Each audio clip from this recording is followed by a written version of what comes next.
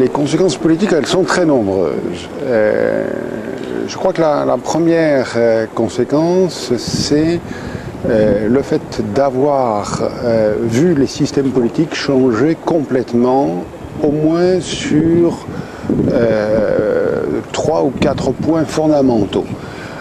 Le premier, et le plus important, c'est que la démocratie est maintenant fortement enracinée dans toute la région. Il n'y a plus le moindre risque d'aventure autoritaire ou dictatoriale. Et pas le moindre risque pour des raisons de fait, qui est que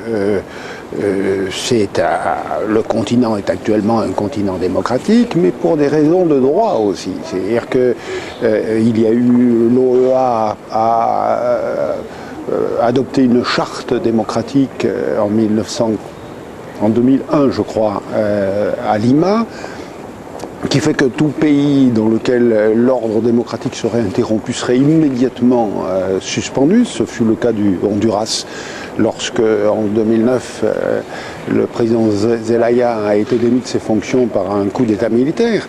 Et le Honduras n'a réintégré que lorsqu'il a pu à nouveau avoir des élections. Ça, c'est le premier point.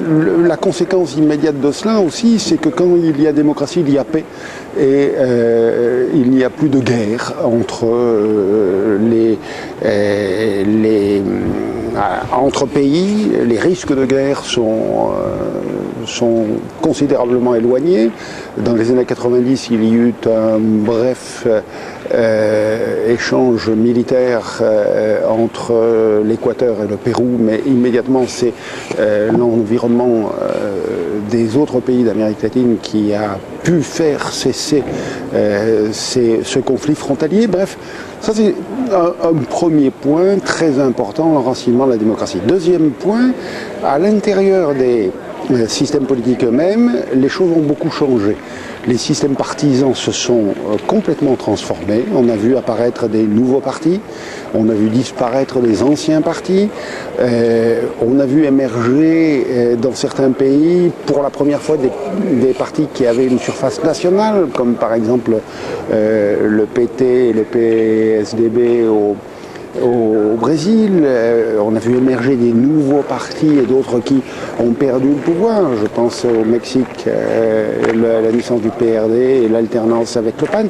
On pourrait multiplier les exemples. Et la troisième chose, très très importante je crois, c'est le fait que le personnel politique, les élites politiques ont considérablement changé durant toute cette période.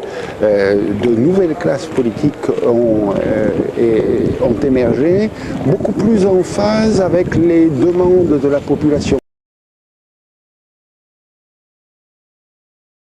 Les États ont perdu considérablement de leur pouvoir d'intervenir directement dans l'économie, avec la cure d'amaigrissement qui est très très fort, qu'ils ont subi dans les années 90, les privatisations massives, l'abandon des politiques de soutien à un certain nombre de produits de première nécessité.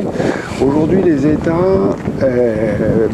certains continuent à avoir des ressources qui proviennent de leurs ressources naturelles, des ressources financières qui proviennent de leurs ressources naturelles. C'est ceux qui ont conservé la maîtrise des hydrocarbures, par exemple, le Venezuela, le Mexique, l'Équateur, le Chili pour le cuivre.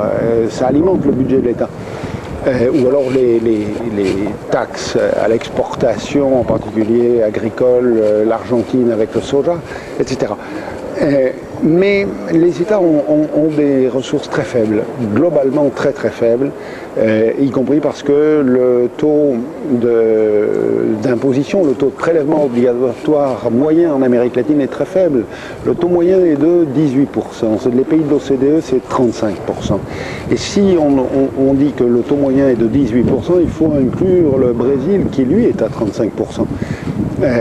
Ça veut dire que la plupart des pays ont des taux très faibles. Le Mexique a un taux de 9%, c'est ridicule.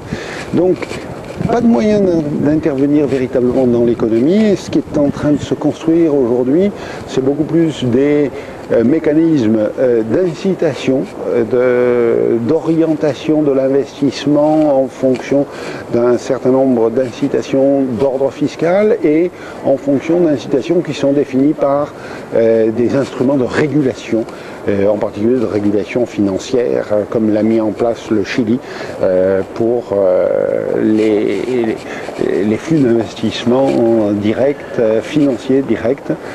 Et s'ils repartent avant 6 mois, ils sont fortement taxés.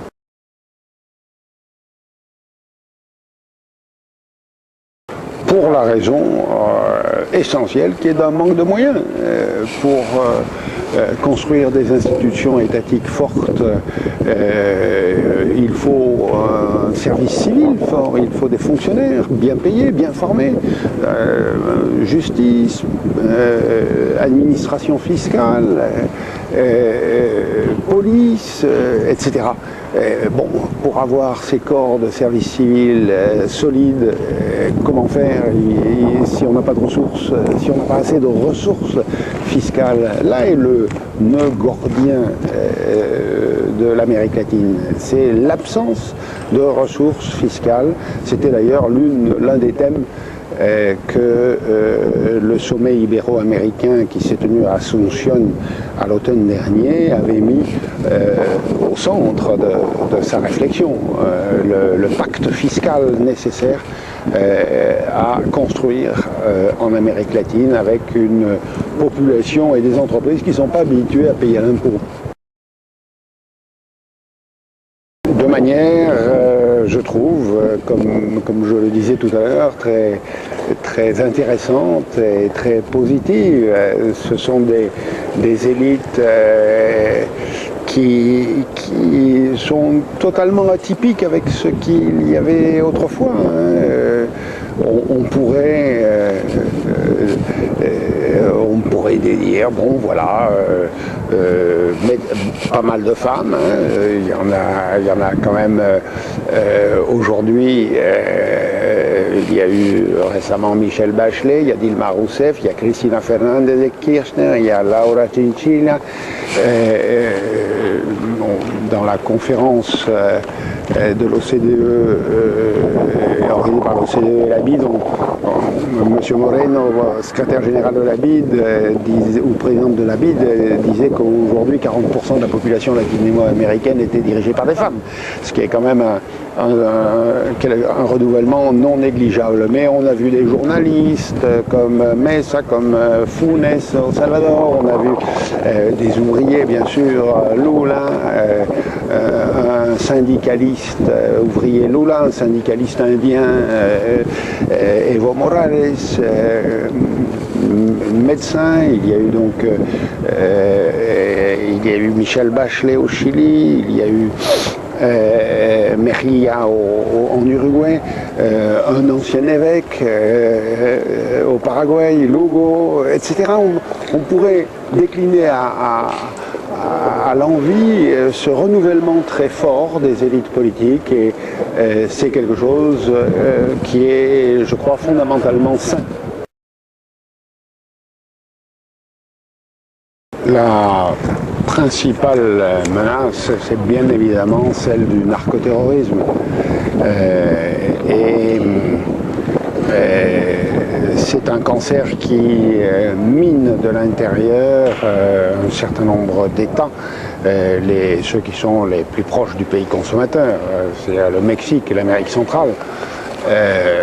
Mais progressivement, tous les pays d'Amérique latine sont touchés. Alors c'est un problème gravissime pour 2 raisons. La première, c'est que les narcos ont un pouvoir de corruption immense.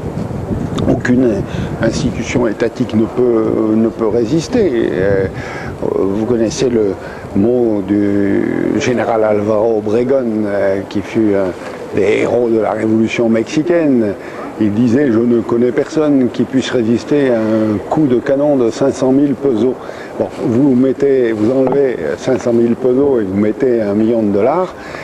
Quel est l'individu qui peut résister à un coup de canon, c'est-à-dire avec la violence, la menace, tu acceptes l'argent ou bon.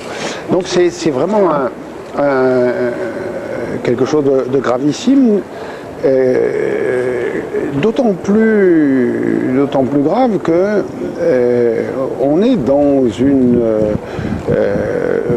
quelque chose qui est d'une part la drogue va vers les pays du Nord, les États-Unis et l'Europe, mais d'autre part, les armes rentrent de manière massive. Il y a vente d'armes légales aux États-Unis, et le résultat, c'est qu'on a des camions d'armes qui chaque jour franchissent la frontière vers le Mexique. Et donc on a cette violence qui se développe. Je crois que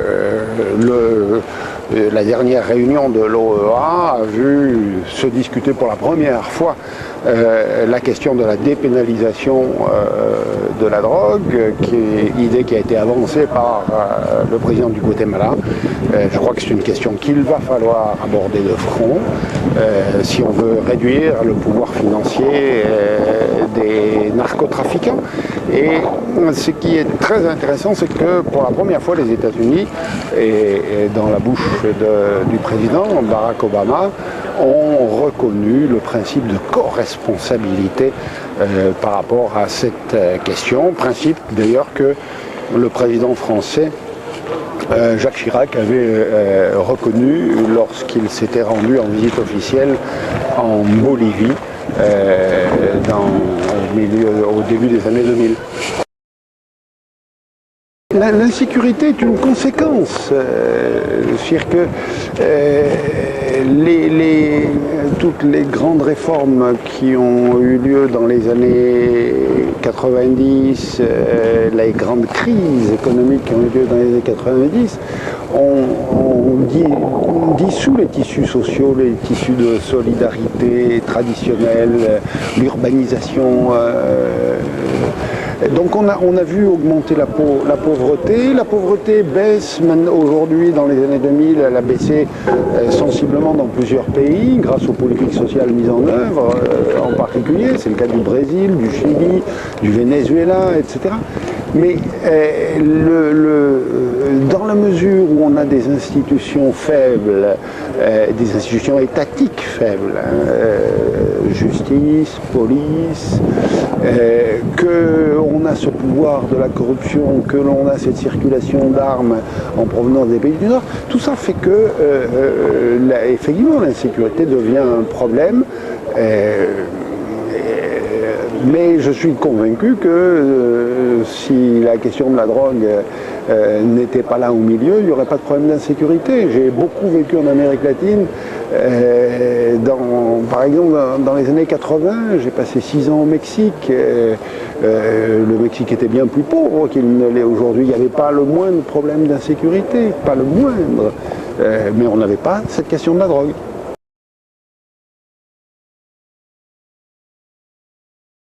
Mettre en place un service civil, créer des institutions fortes, ceci passe par des réformes fiscales qui puissent garantir à l'État les ressources nécessaires pour cette action à long terme qui consistera à créer ces institutions dont actuellement la région est en déficit. On a des pays dans lesquels il y a des institutions, en particulier police-justice solides qui fonctionnent depuis longtemps, des petits pays comme le Costa Rica, le Chili, l'Uruguay.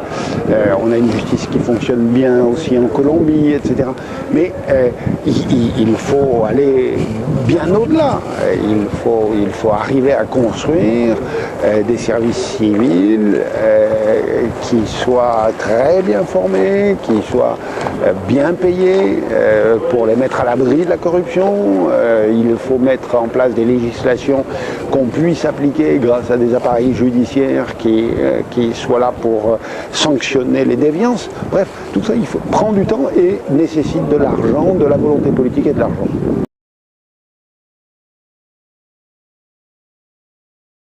Je le vois d'une part, de deux manières. D'une part, l'Amérique latine est de plus en plus diverse, c'est-à-dire que les chemins empruntés, les chemins nationaux empruntés par le Brésil, le Mexique, le Venezuela, l'Argentine, le Chili, le Pérou, etc., sont de plus en plus diversifiés. Il y a on pourrait presque dire que c'est de plus en plus éclaté. Et en même temps, et c'est là tout le paradoxe, jamais autant les latino-américains n'ont eu envie de se rencontrer, de discuter, d'échanger. Donc, quelque chose de très paradoxal. D'une part, les mécanismes d'intégration en soi sont assez faibles. Ceux du Mercosur n'ont jamais réussi à véritablement se développer sur le modèle européen, comme on aurait pu le croire ou l'espérer. La communauté andine des nations, le Venezuela en est sorti, et puis elle est rentrée dans maintenant des logiques de signature d'accords bilatéraux avec les États-Unis, pour le Pérou et la Colombie, avec l'Europe aussi, bref. Les chemins sont de plus en plus diversifiés, les mécanismes d'intégration interne sont de plus en plus faibles et en même temps on ne s'est jamais autant réunis et on n'a jamais eu autant le sentiment d'appartenir à la même famille.